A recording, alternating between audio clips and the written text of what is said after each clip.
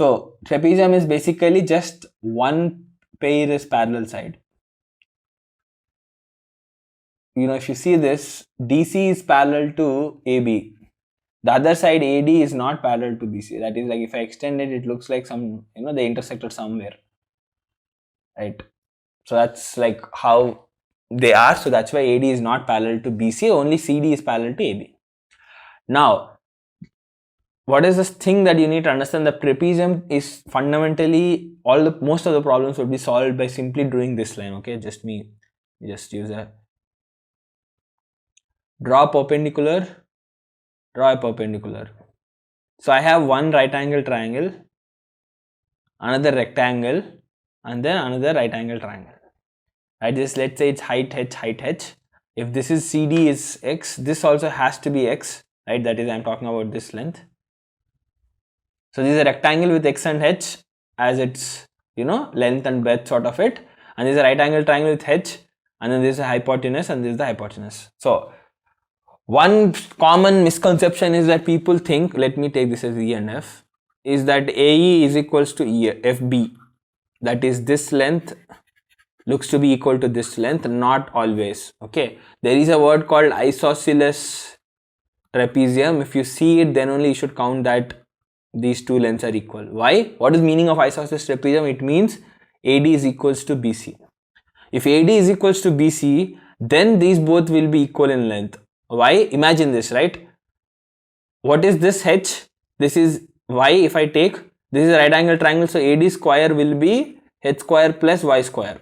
If I take this also as y, automatically BC square would also be h square plus y square. This is h and this is y, so automatically this is a hypotenuse. I'll do it. So these two are coming to be equal, right? AD is equal to x square plus y square, BC square is h square plus y square, so AD should be equal to BC, otherwise these can't be equal. So this assumption is correct only if I know that is isosceles trapezium. Otherwise, if these two are not isosceles, that means AD and BC are some other different values, so these also cannot be equal. This should also be y1 square, y2 square. I just be careful on that application part. Okay, then you can do all the things you want, find the areas, one right angle triangle, two right angle triangles and one rectangle, and keep doing the calculations and stuff. But that's how you can solve most of the questions in trapezium. Other thing, there's a simple formula for area, that is half into height into, that is this, right, sum of parallel sides. Parallel sides are CD and AB, right? So it will be half into h is the perpendicular between these two parallel sides, the distance between the parallel sides, into AB plus CD. That's what you need to do,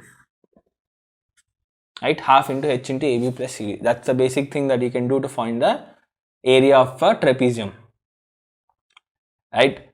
Other thing that's also useful to understand in a trapezium is this.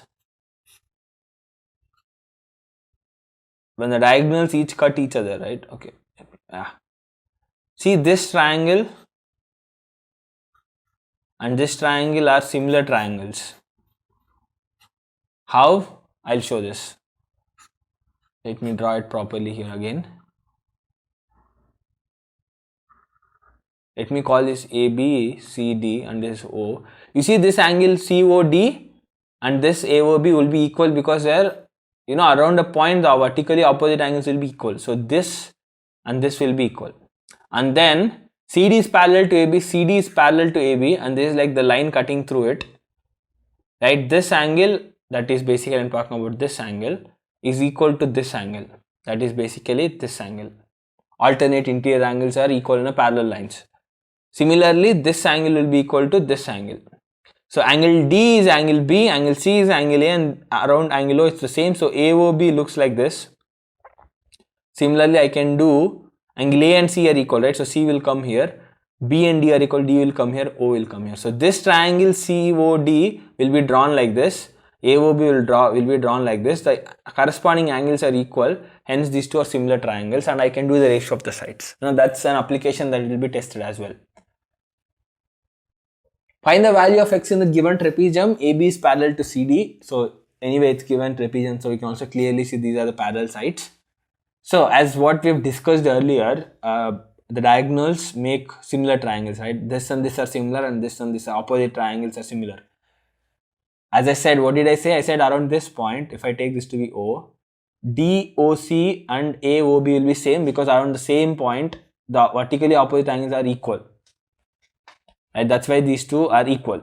Now, parallel sides and one is the third line cutting through, then the alternate interior angles will be equal. That means these two are equal, and this is also equal to this. So angle C and angle A are equal, these parts of angle C and A, and angle D and angle B are equal, and O are equal. So the similar triangles would turn out to be AOB.